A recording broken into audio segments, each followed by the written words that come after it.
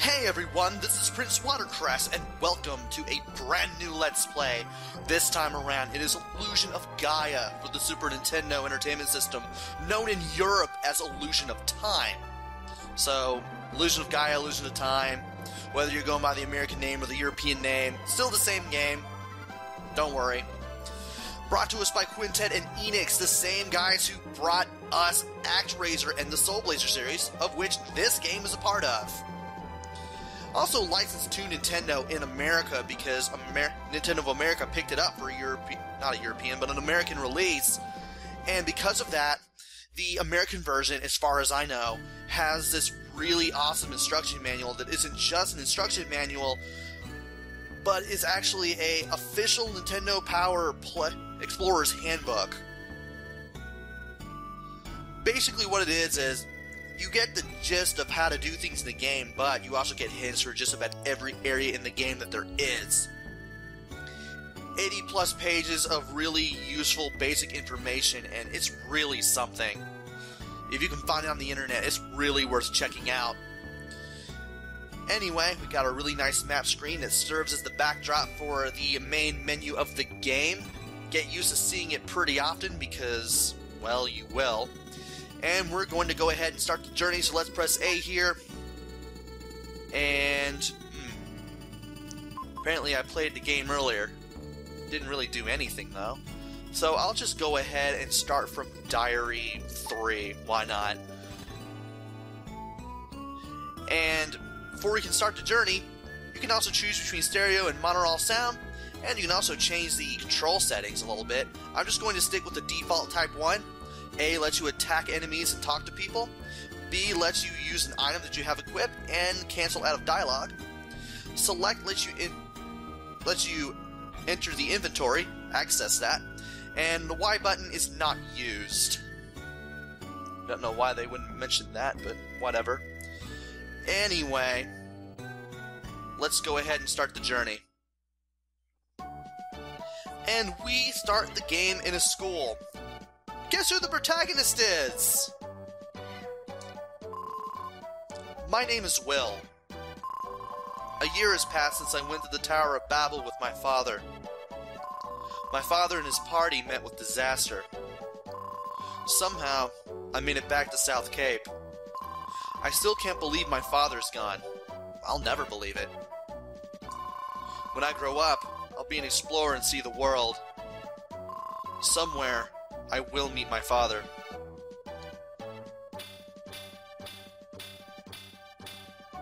And the school bell rings, and the school day is over. The teacher tells us not to fall behind, and that demons have appeared outside of town, so it's not really safe outside of the village. And we're introduced to Will's three friends. To the far right is Seth, the one in all purple. He leaves immediately, followed by Eric, the guy to Seth's immediate left. He leaves not long after. The guy in the green is Lance, and we're Will. That's the guy we're running around the school with right now. Now we could take the normal entrance out of here, but we could also go up here to the roof. There's this little interesting portal that just popped up when we walked near it. Let's see what it does.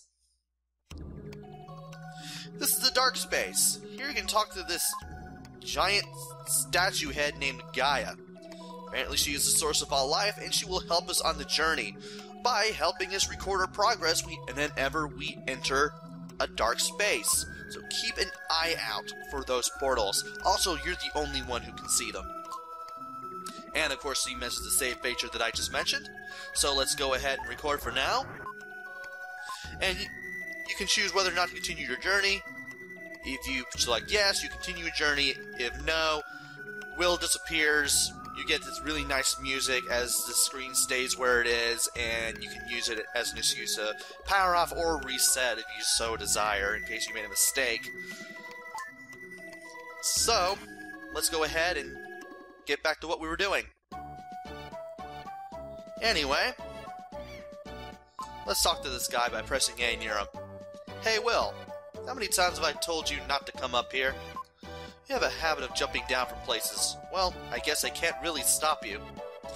And you can jump off this ledge here. Just keep holding down, and will jump off. Now, if you go inside the bell tower and press A, you found the red jewel. You want to keep an eye out for these because you will need them down the line for other things. There are 50 of them in the game, and they are very, very important, so you want to look for them. There are 3 in the South Cape area, so you want to go looking for those when you can. You look like a fast runner. To run, push the control pad twice. Double tap in any direction, and you will run. If you move to the side while running, you can make a tight turn to the left, or right, or what have you. From Will's direction, of course. Really useful in corridors where you want to keep running without running into a wall. Also, let's check out the inventory screen by pressing select. Really nice inventory screen right there. Really epic. We have 4 options. Items, which lets us equip an item by moving the cursor here and pressing A. We can rearrange items with order. We can discard items whenever necessary. And by going to condition, we can see our strength, our stats, the item we have equipped, and any special powers that we have. This will definitely come into usefulness later. For now, let's press B to back out and jump down here to talk to this guy. This is a jeweler gem, and this is the guy you're going to give the red jewels to. Do just that, and there will be 1 jewel in the room, or the area. Game does not have the best translation, as you'll soon see. Also, by choosing See Your Inventory, you'll be able to make this list come up that shows what rewards you'll get for what amount of red jewels you bring in. So if you bring in 3 red jewels, you'll get the herb. Wow, I cannot speak to save my life. And if you press B to cancel out, you'll just do the just wanted to see you option. You can also use the red jewels by just equipping them and then using them with the B button to send them straight to Gem himself. And then when you see him, if you have collected enough to get a reward, you'll get it from him. And of course, he will always look like one of the townspeople from every town you go to, so it will always look different every time. And now, let's go down here and start exploring some houses. No sooner was a door to Seth's house open than a jar came flying out. And if a random text box pops up, like you're not talking to people and someone shows up, if you press any direction on the control pad, it disappears. I don't really like that. I mean, more often than not, it's gonna be with flavor text that happens to, but that's still really annoying. I'd rather use the A button. Anyway, Seth's father has this thing for playing around with the family money, and Seth's mother has only put up with it because, well, Seth hasn't grown up yet. And to the right of that is Lance's house. Lance lives here with his frail mother. And you want to check this area by going down and going to these 2 pots. Press A, you'll find another red jewel.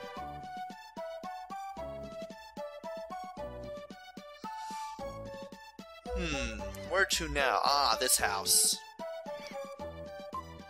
If you talk to this woman, she'll tell you that the wind can blow your hair around. Unlike hers. If you go into certain areas, this will happen. It's rather nice, and it's actually used in certain areas for certain reasons. It will come into play later. My friend Eric lives here. This is the biggest house in South Cape. Will envy people born to rich families. It's the little things in life that make you rich or poor. Well, heard any good stories? I have no idea what is up with that second sentence. Everyone is jealous of this big house. It's nothing. We moved to this town before anyone else. And this place has 2 stories and a roof. And here's Eric's mother. Don't worry, I'm not on fire. It's just a treatment for my sore body. Cleaning this big house all day makes my brain ache. And there's nothing in those 2 pots in case anybody's wondering. Also, if you go up these stairs, you'll see a bunch of girls playing a game that's like red light, green light. And you can drop down here and scare that woman we talked to earlier. And if you talk to her a couple times or for like about a minute or so, she'll keep saying that. Then she'll go back to telling you about the wind. So, nothing important about that. I just wanted to show that off. And we still have a few more houses to go. Why is this guy at the door? I travel around the people's houses selling weapons to use to fight demons. We may live in troubled times, but I won't sell a weapon to a child. This is my house. The pie that Grandma Lola is making smells really great. And here's Grandma Lola. She'd tell you that dinner is not ready yet, and she tells you to find something to do outside. If you go upstairs, you'll meet Grandpa Bill. I left school as soon as the bell rang. I mean, I know it's not that long a walk, but I just had to show stuff off because it's the Let's Play. Sheesh, I can't catch a break. And this house belongs to absolutely nobody interesting in particular. He's just cooking something in a pot. Okay. Here's the village exit, but if you approach it, this guy won't let you pass. You'll be able to do that soon enough, though.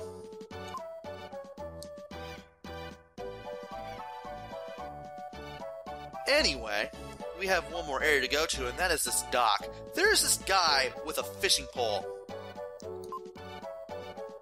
And he actually gives you one of the red jewels, but he has to be right here, and that happens at random. And it takes a while to get that to pop up. For now, though, let's go to the seaside cave. It was natural for the four friends to call this seaside cave their second home. Usually, when lessons were done at school, they gathered there to talk and play games until sundown. And with that, you only get that description once, and then you can do anything you want after that. But I'm actually concerned about getting the jewel here because if I can't get it before I am unable to go back to South Cave because storyline reasons, I won't be able to get it ever again. And the best way to get in the pop-up is to go in and out of the seaside cave. And it does take a while, unfortunately. I'm surprised I had the patience to do this as a kid. I was 4th grade when I first got this game. I believe the year was 1996. And it was rather interesting. I guess my parents found it rather interesting. So they decided to give it to me. And I had fun with the game. There was one part that I could never get past. And I'll tell you which one it is when we see it. And because of that, I was never able to figure out how to get past it until I watched Brysolf play it on YouTube. I know H.C. Bailey has done a Let's Play of this like a couple years before I'm doing it right now. But Brysolf, at the time of this recording, has recently done it. He's currently near the end. He's basically found everything despite it being a blind playthrough. And it's a really wonderful playthrough to go through. I mean, the music is really good.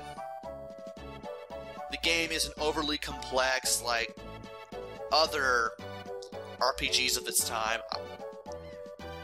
In other words, it's simple compared to the other ones.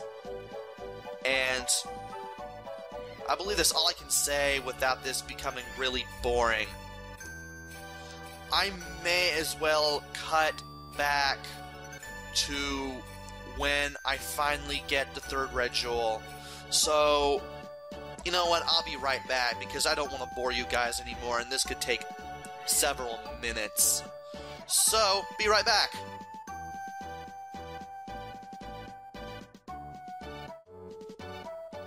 There he is! Only took me 2 minutes, but it can take longer than that, because this is totally, reliant on RNG. In other words, it's completely random. Anyway, talk to the guy, he'll tell you, well, basically he lifts a strange teapot. If you press A on the pot, you'll get it. If you miss it, you can get it again, but, you will still be dealing with RNG. Random number generator randomness. Oh yeah, that's right, I wanted to go back to the cave. Actually, you know what? Since I'm still running around, No, not pause. Select, not start. If we use a red jewel, equip it by going to the inventory and selecting it and then pressing the B button, we'll raise a red jewel, it'll fly to Gem, and if you go back to Gem and talk to him, he now has the second red jewel. So let's go ahead and give him the third one. There are now 3 jewels in the room. We've collected 3 or more jewels, so because of that, we get an herb. Alright. No.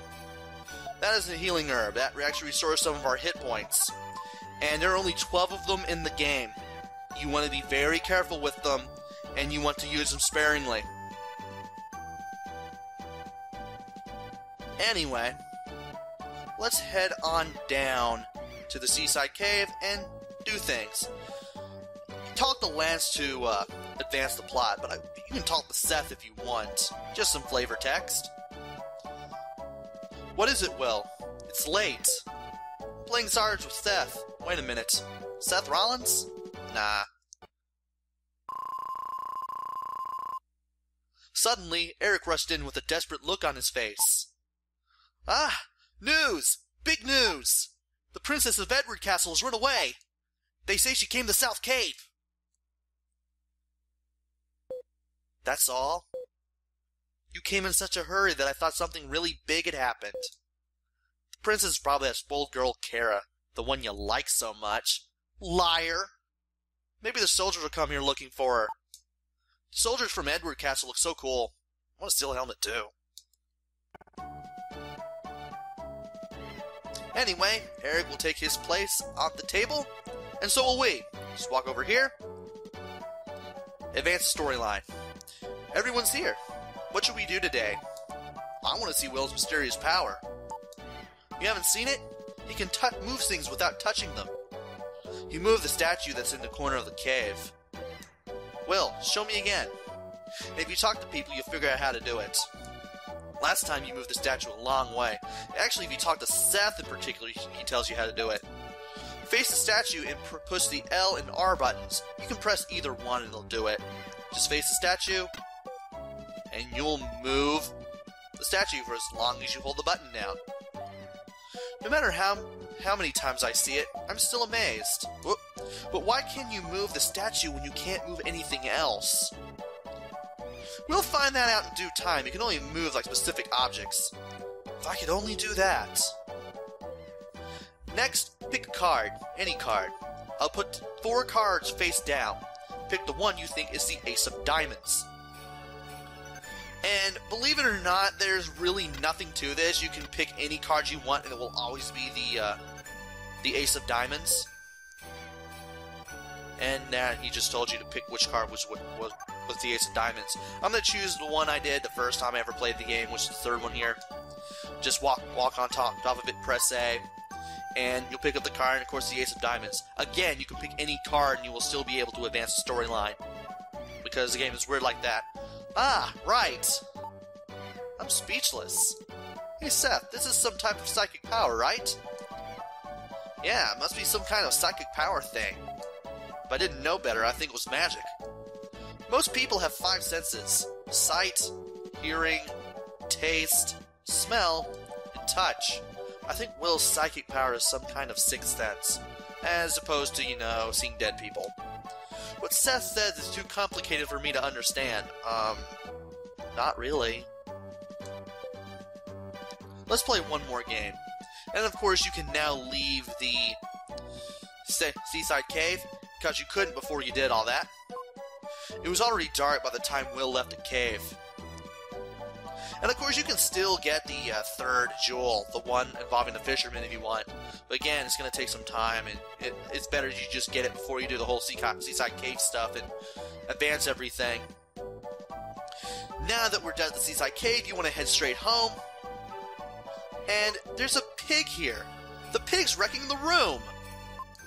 But why is there a pig in my house? Oink, oink. Okay, I'll just go. I'm being moved away from the steps by a pig. Who is this? Hamlet! You shouldn't snort at strangers!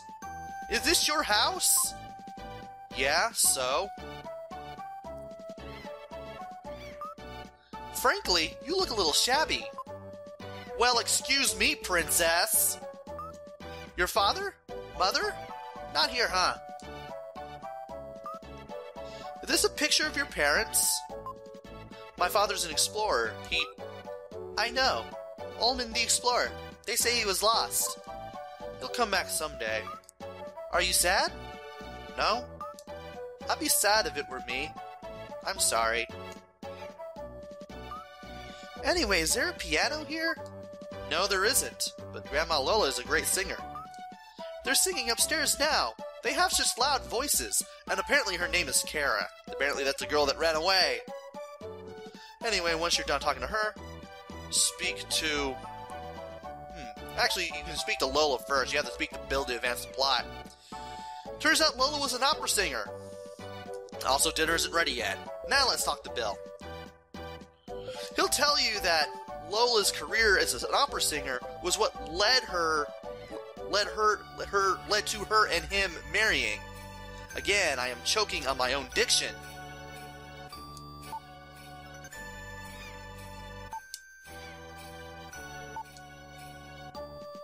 Then Lola wonders where Kara is. And then you hear a scream from downstairs. And get used to that music too, because you'll be hearing it a couple times. Bill and Lola will see what's going on. And then you can follow down there to advance the storyline. Walk to the right, and the text boxes start to pop up. Princess, I've been looking for you. I don't know you. Be gone. What are you saying? If I don't take you home, I'll lose my head? Why is there a question mark there? What do I care if you lose your head? Princess! Do you think I have nothing better to do than chase you down? I must take you home as the king orders.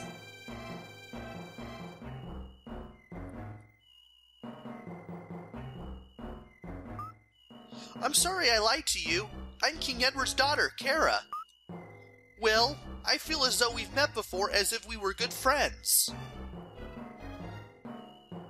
And I can kind of picture Kara being dragged out of the house with her arms crossed and just having that having the look of somebody huffing and puffing about something as they do.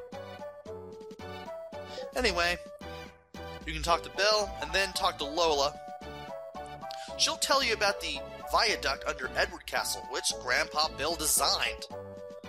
Of course, Bill shows remorse for building it during his time working as an architect.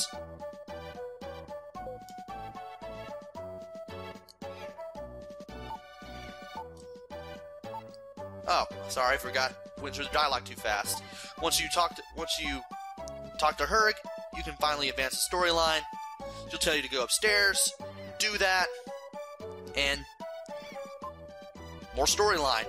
We sat down to a feast of snail pie with whipped cream. Only got one piece, but Grandpa Bill ate half the pie. That night, Will dreamed that Kara and he took a trip around the world. But we just met! And it's morning. And the next morning, something began to happen.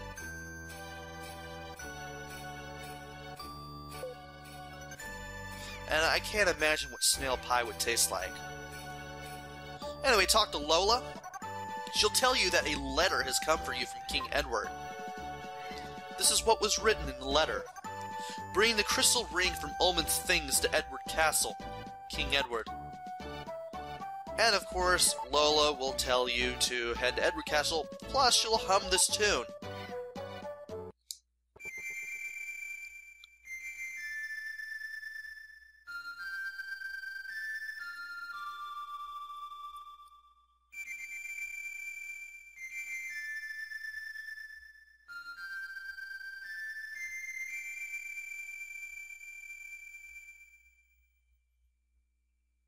And you've learned Lola's melody, which you will be using a little later on.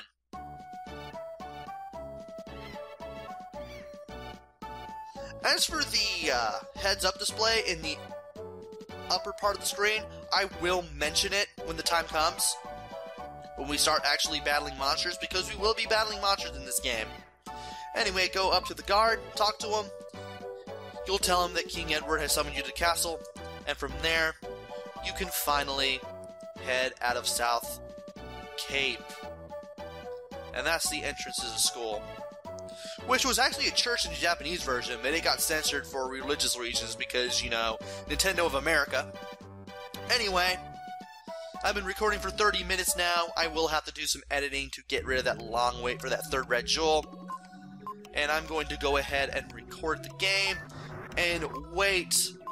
No, not wait, but have... Wow, I can't speak. We'll have to wait until the next video to go to Edward Castle. That's what I've been wanting to say. So until then, this is Prince Watercress. Take care, stay safe, and thanks for watching!